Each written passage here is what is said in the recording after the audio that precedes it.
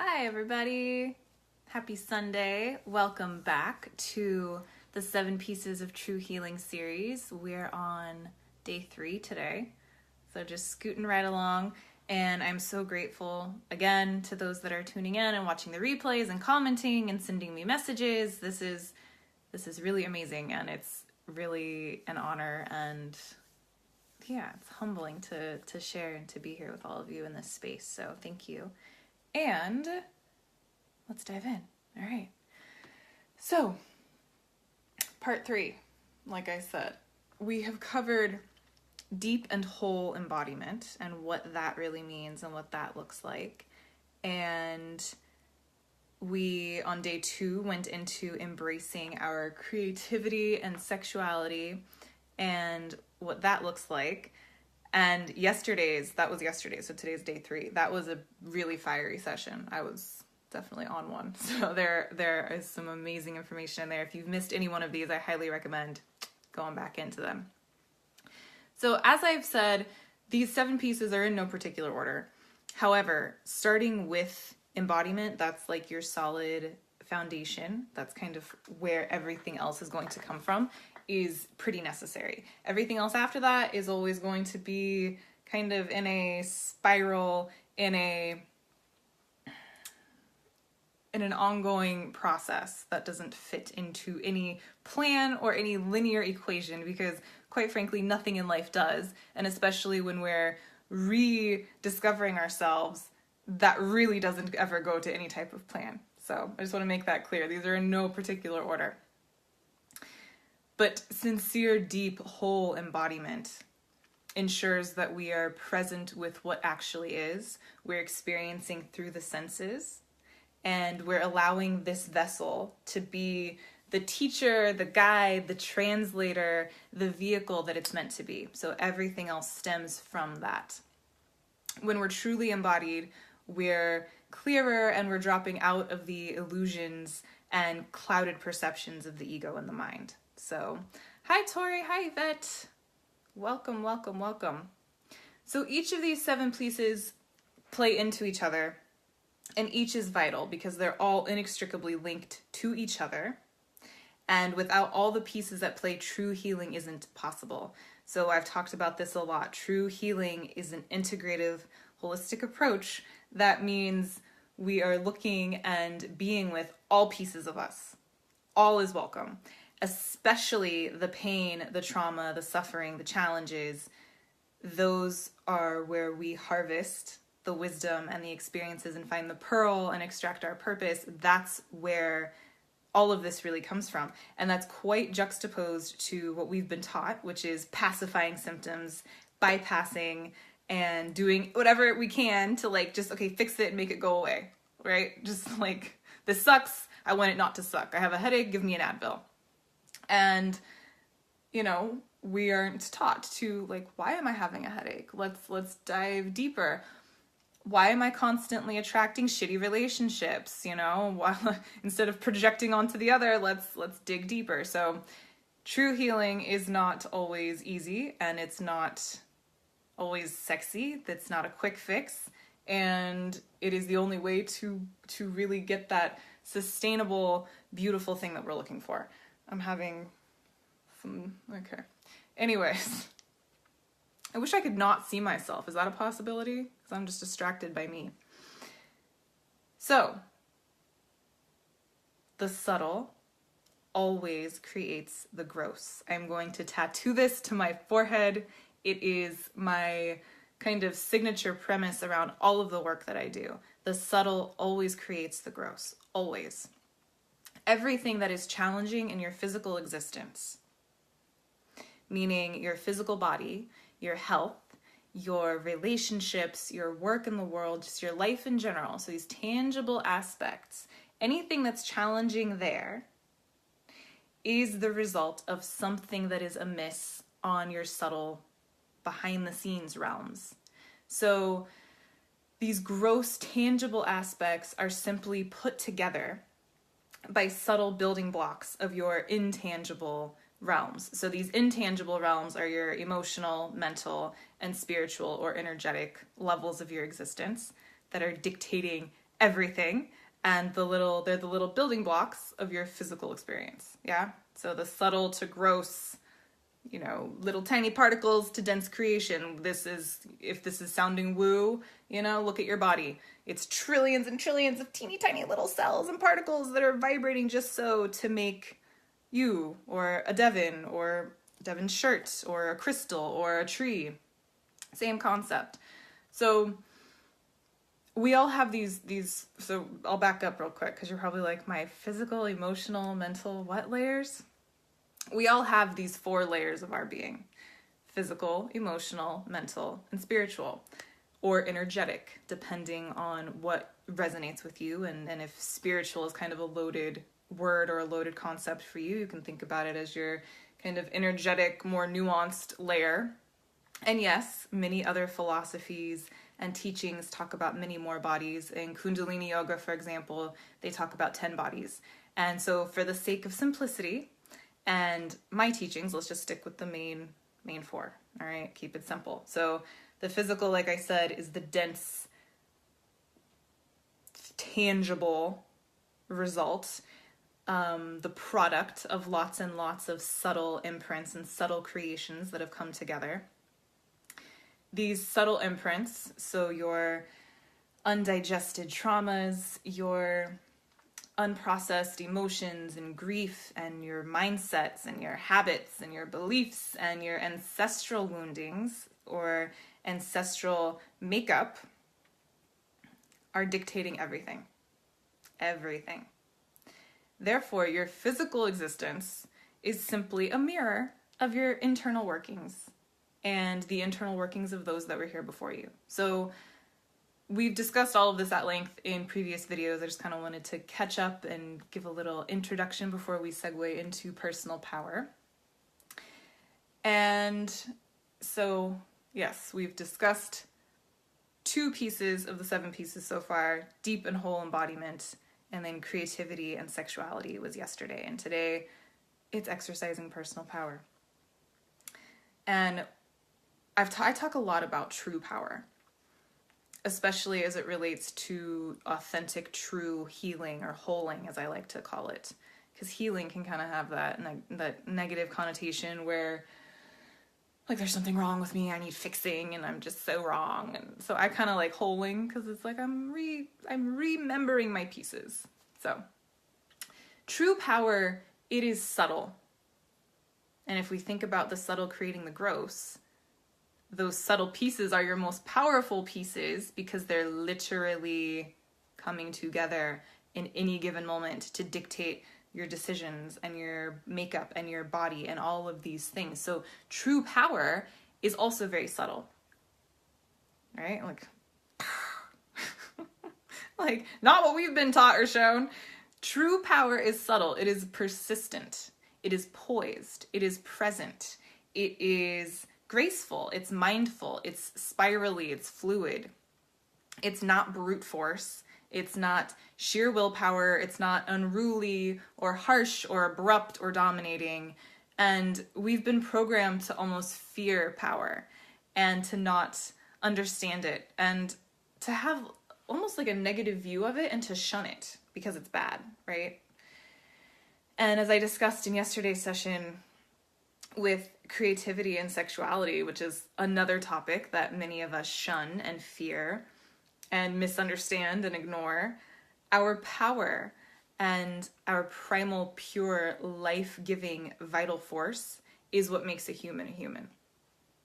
The misuse of it, or rather, in many instances, just the blind ignorance towards it, towards true power, is part of what is keeping us down and stuck and overwhelmed and unfulfilled and in a state of kind of perpetual dis-ease, the absence of ease.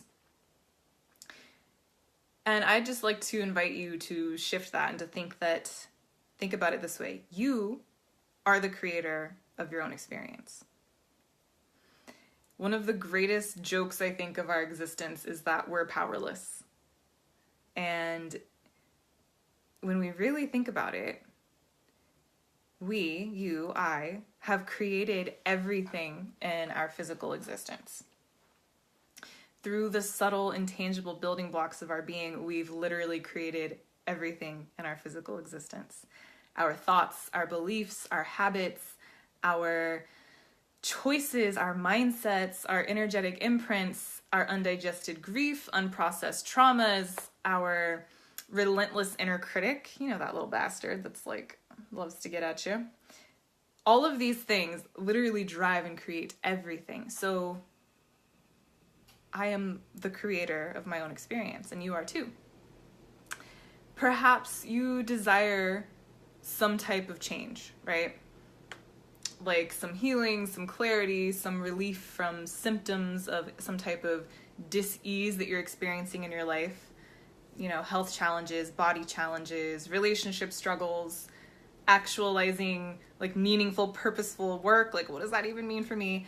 So just you desire something, and like, who doesn't? We're humans. We're always evolving. We're always looking for our next piece, our next evolution. And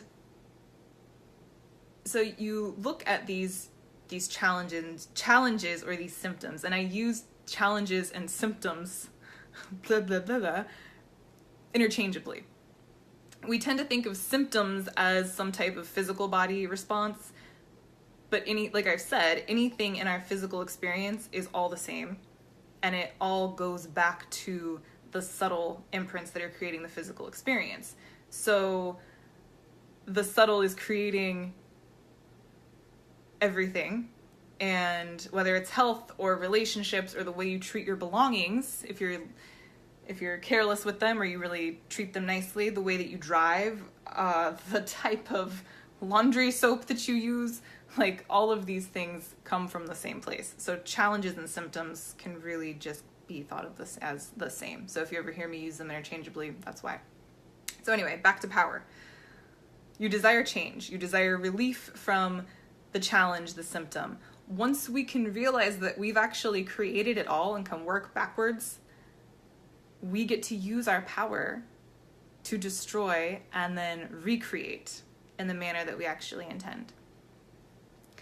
So part of this notion of exercising personal power, especially as it relates to actualizing true healing, is that first we must take radical self-responsibility.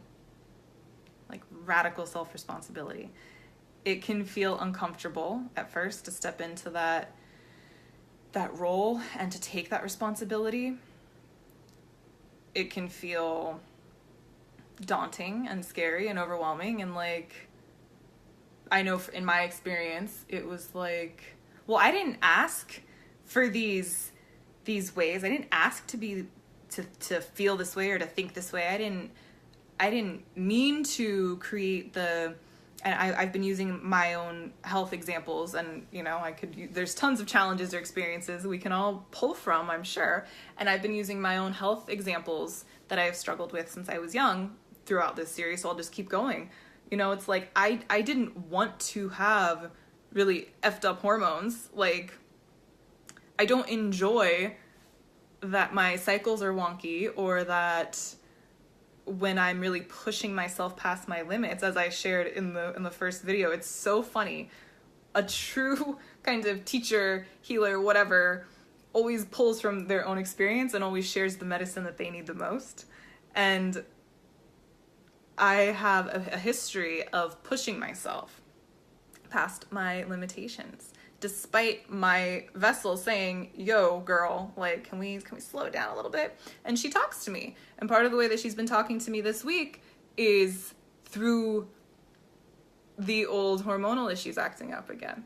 Yeah? So the little breakout on my chin, coming from the pushing so hard, oh my God, I've committed to this thing. I have so much amazing stuff I'm really wanting to share with whoever shows up. I'm so excited. But oh God, is it good enough? And then those old mindsets that I've done the work and I know where they come from, and here they are manifesting in my physical experience. So taking that radical self-responsibility and stepping into exercising this personal power can feel, I know for me, it was like wanting to blame and point the finger elsewhere. And it's not like it's conscious, right? So when we're given things, we're given ancestral baggage, we're given early childhood happenings, because so much of what we experience today stems from that. It's like I didn't like, consciously choose these things. We adopt the armors and the compensatory mechanisms that are always around keeping us safe. And then it's when they begin to kind of overstay their welcome and are no longer needed that they really show up and rear their ugly heads in our physical lives in so many different ways. And so just using my example of this kind of pushing this kind of, striving a little too much, pushing past limits, wanting to be enough, shows up, yes, in my physical body. And we can also see it in other aspects of my physical, tangible existence. So stepping into that radical self-responsibility is more a matter of grace and compassion and looking at, okay, this is what's up right now. And that's where that embodiment piece, like I said, will always be that first piece that is vital. Stepping into what is so right now, right here.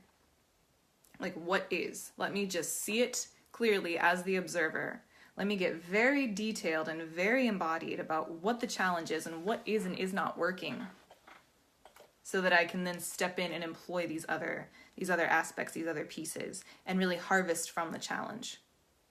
So as opposed to just putting, a Band-Aid on it, or in my case, going out and getting some prescription this or that or whatever, it's like those subtle building blocks that are creating this challenge are still going to be there and still going to be creating the challenge. Those subtle pieces, because everything is always regenerating and recreating, and we're making choices and choices and choices every single day, thousands of them.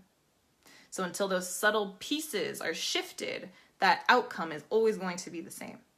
And we're never done dancing with these things. However, when we aren't even engaged in it, it's like the same old shade of these things keep popping up over and over again. It'll still pop up. I've done so much work around this crap. And there's always still more to peel into and to dive into. It's new shades of it. So, conscious or not, you've created everything in your existence. And like I said, it's not intended to put blame on us, or to like put us in this victim role and like, oh, I'm just powerless because if I've created this, well, it's not what I want and I suck, right? This isn't what I wanted. I didn't ask for this. I didn't ask for chin pimples or the, whatever. And it's not intended to be that way. It's intended to say, okay, Devon, or whoever, let's get embodied and see what's up. Drop the story, drop the clouded perception of the mind, and really see what's happening. And that is intended to empower and awaken, not to victimize or to, point fingers at us and make us feel like crap. It's intended to be like, okay, this is what happened. This is where I am. And now this is going to happen. Like, watch me. So these subtle imprints and unconscious ways are almost like you being possessed, right? It's like not really you. It's like we're being possessed by the past and allowing others to live through us and dictate our lives. So peeling away all of this is a way to reveal our authenticity and our true power. And the approach has to be subtle and sustainable and must encompass all pieces of healing. So we've created it all of it.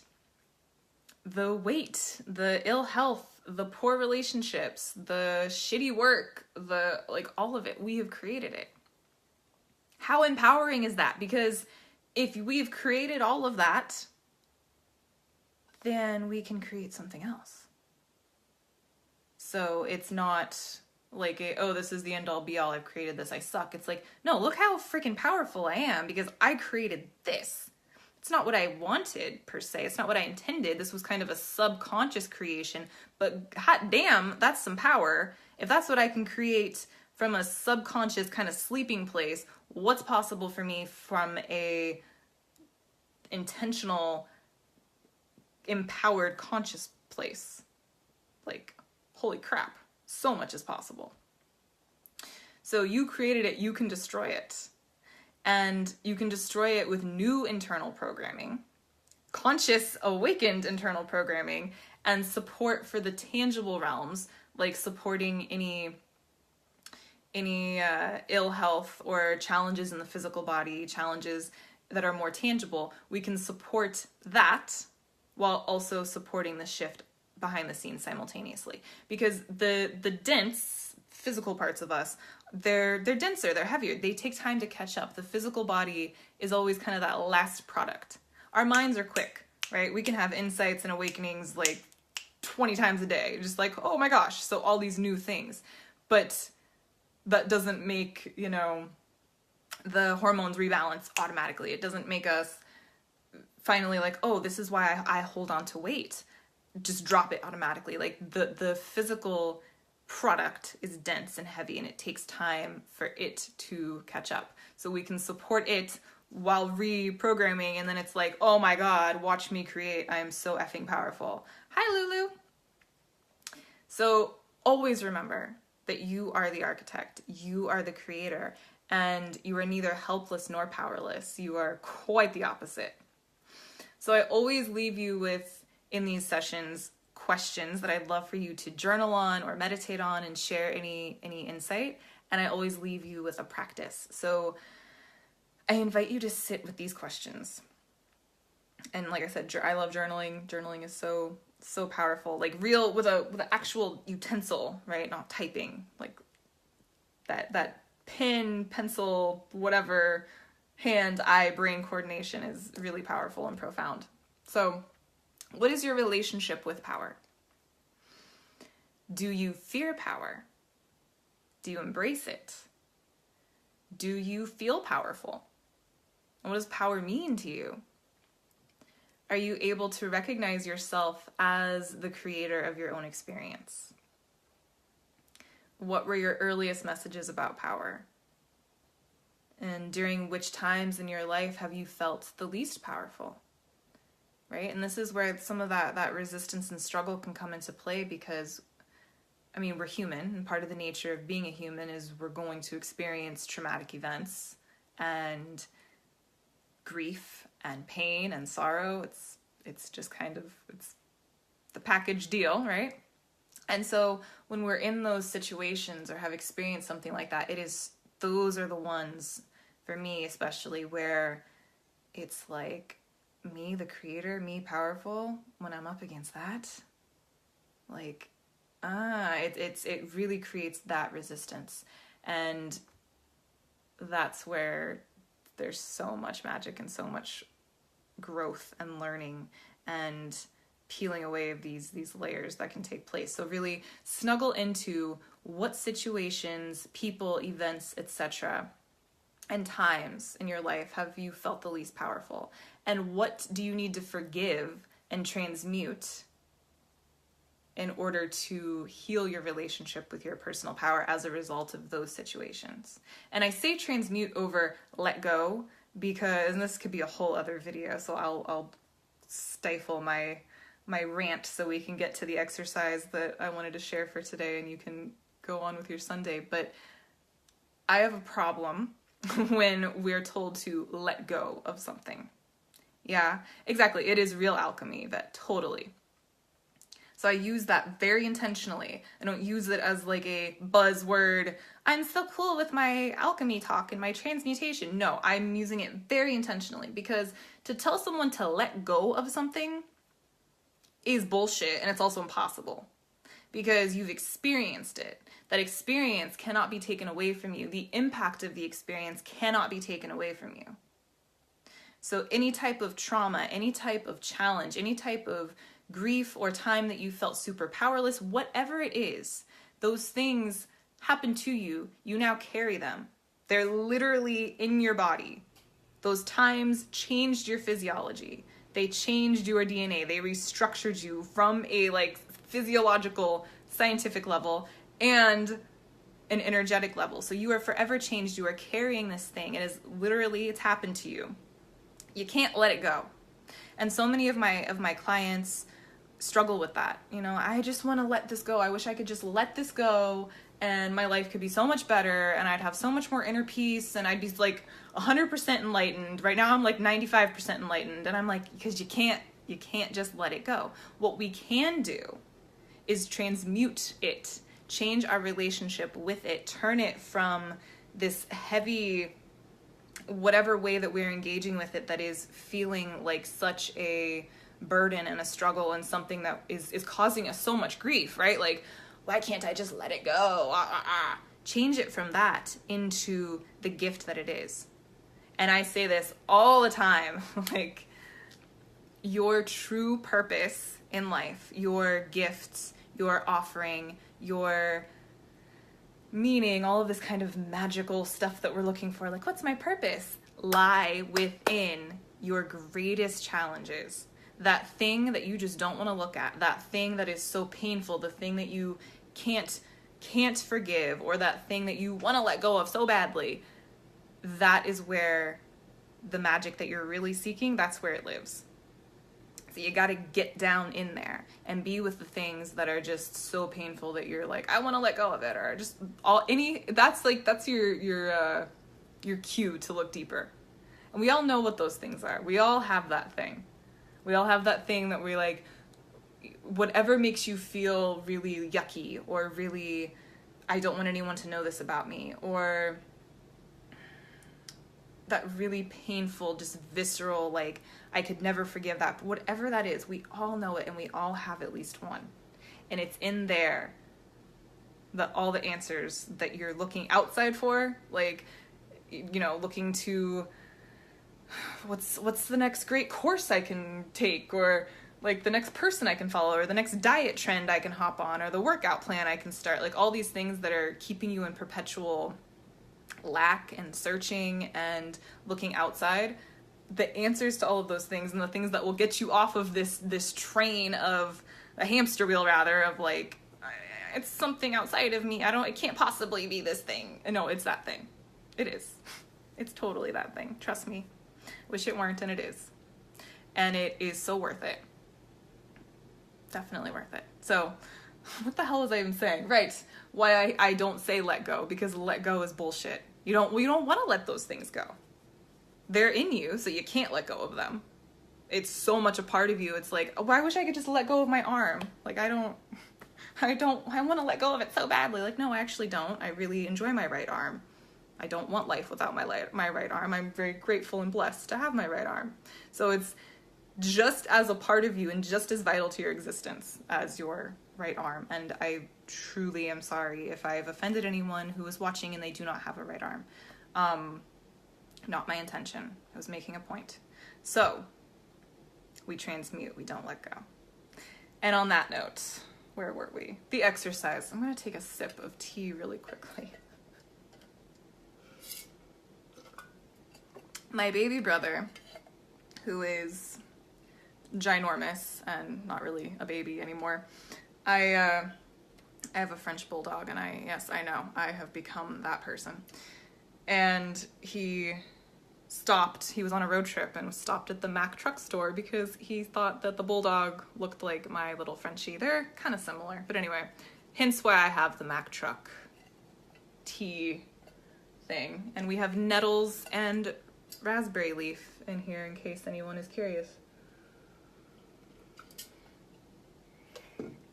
Okay, so the little exercise I'd love to share for this piece of healing, this personal power, I'd like to offer a breath exercise to connect with this piece of true healing. So far, I have shared a guided embodiment resource, guided embodiment meditation for the first piece on deep and whole embodiment, and we communicated with a body part. It was awesome. And then I shared a mudra yesterday in the creativity and sexuality session, a mudra to help us to open and receive pleasure. And if you're like, what the hell is a mudra? It's like hand yoga. So those gestures, those different things that we see are called mudras. My dad always makes fun of them because I've shared them with him, and he's like, "What is it? It's this like gangster, like gang sign yoga." I'm like, "No, it's not that." But yeah, we did Yoni Mudra. I invite you to check that out yesterday. So today, onto a breath exercise. Yeah, I'm just a wealth of modalities. My clients are so lucky. So just toot my own horn real quick, pat myself on the back, whatever. Breath of fire we're going to do today. If you're on the first 2 to 3 days of your cycle, refrain from doing this because it stimulates a lot of downward energy, and there's already a lot of that when we are bleeding. So wait until the end of your cycle or when you are no longer in your cycle. And if you've just eaten, maybe wait and digest a little bit and then come back to this practice. So this practice I love. I do this daily. It is powerful yet subtle and sustainable. And that's kind of the message of the day, is this getting into real power and what true power is. So this practice requires embodiment, and it requires surrendering to the breath and its ability to regulate without your input and without your control. So that can also be a little difficult, trusting the body to be the powerful vessel that it is. We don't need to micromanage her or him. And this practice also ensures presence, awareness, and consciousness. So it helps us to shift into being the observer. It helps us to, really that's the main part, shifting into being the observer. Because when we are observing and we're truly present, we are able to shift into our power way more easily and readily, and not this micromanage fear tactic power. So true power is calculated and intelligent and ever present. So you're always this ever present, like, observer, just watching and fluidly altering as needed. So we are going to just come to a comfortable seat, and you may have done this before. It's kind of a more popular one, but just because it's popular, or it maybe is not as like sexy or esoteric, like I'm sharing this never before shared Kundalini breath exercise. Like, no, it's always those ones that we maybe overlook that have the most power. And that's just us looking for the next shiny thing to ignore the real magic that's already inside. So get cozy, spine straight, and wherever you're sitting, maybe you're in a chair, just feet nice and planted, shoulders relaxed, and just connect to your breath. So just breathing. Take a nice big breath through your nose, filling up through your belly, rib cage expanding. And then out your nose or out your mouth, and just take a few more like that.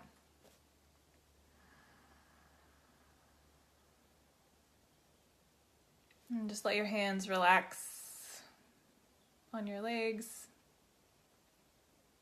You can do palm down if you are feeling like you need some more grounding. Palm up if you're looking for some energy. And just kind of notice what's up. Notice what's up on your internal landscape and your body.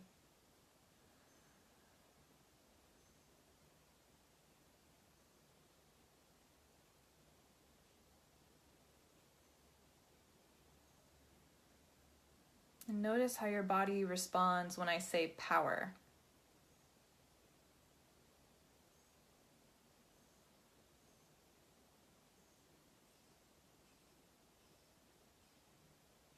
Power. You are the creator.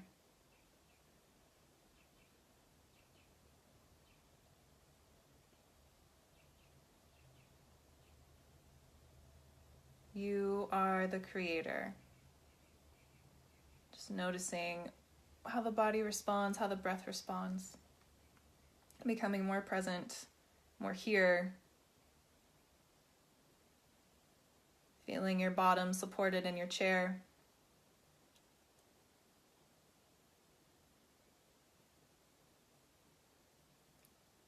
Okay, and then for breath of fire, so now that we're nice and here, it is an equal part inhale and exhale. You are focused only on the exhale. The inhale will happen and regulate automatically.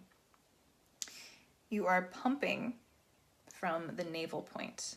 And the navel point, this whole center of our belly, is connected to our solar plexus chakra, which is our place of power. Yay! So you're pumping from the navel and connecting to this solar energy, as opposed to the more lunar energies that were part of yesterday's practice and part of yesterday's message, specifically on creativity and sexuality. Hi, Tina. Thank you for being here. We're about to do breath of fire to connect to personal power. So it is an equal part inhale and exhale from the navel point. All right. And it looks like this through the nose.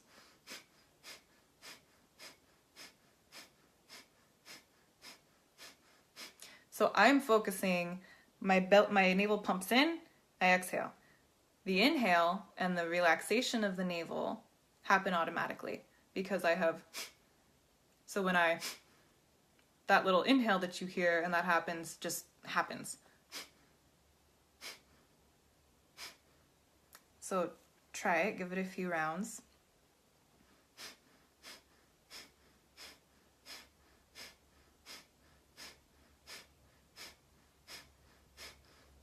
If you're brand new to this, notice any resistance. Notice how there is that desire almost to like want to control the breath, to control like what's happening. And so then you want to start micromanaging the inhale and the exhale. Just trust it. It will happen. Your body knows how to breathe. So you're shifting into this empowered observer. And this practice I love because it requires, like I said, embodiment. Keep going, keep playing with it. It requires embodiment and it requires surrendering to the breath. So this also encompasses these other two pieces of true healing that we have gone over with the embodiment and then creativity and sexuality piece. And it also reminds us that true power, so accessing this place of true power in your body, in your physical body, and energetically, it's all right here. And I'm like, you can't see my belly, but it's all right here. It is a subtle and sustainable power.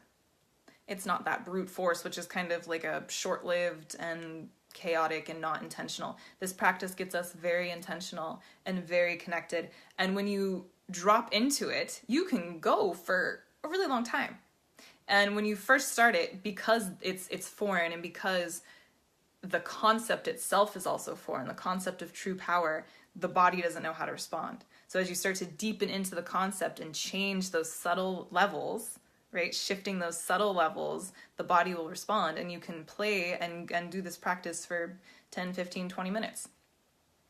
So yeah, if there's any questions, it's difficult because I'm teaching a practice and I can't see you. So I see that there's still some of you here. If you have any questions or if you've done this before and love it or just whatever, please share with me. But I invite you to start with 7 minutes is a magic number for this practice. It rebalances the blood chemistry. It rebalances the hormones and communication between the kind of higher centers and the lower centers. So our HPA axis, if crown chakra and root chakra doesn't jive with you, the HPA axis, so the hypothalamus, pituitary, and adrenals, it's a very, very profound practice. And doing it kind of first thing in the morning on an empty stomach, beautiful.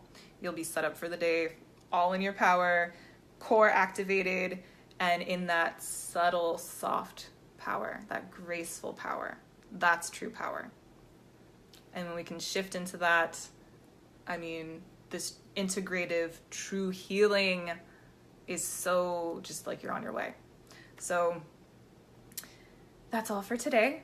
I'll be back for tomorrow with our 4th piece of the 7 pieces of true healing, and I'm so enjoying this. And if you have missed the first couple of videos, go check them out.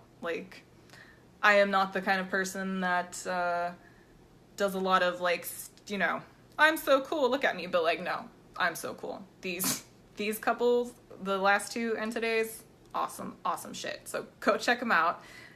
Feel free. Like I've said, I am so passionately and lovingly here for all of you during this series, So if you have any questions and you're watching a replay, pop on there, ask them, send me a message, whatever it is, I'll be here. I will reply. I am so excited.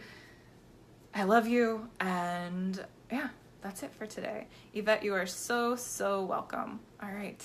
Enjoy the rest of your Sunday, and happy Father's Day to all of the amazing men in our lives who hold it down and have been daddies, and the ones who, you know, in my case, have kind of had to be daddy and mommy at times. So, and all the mamas who have to play daddy. So basically, happy humans, right? We love them.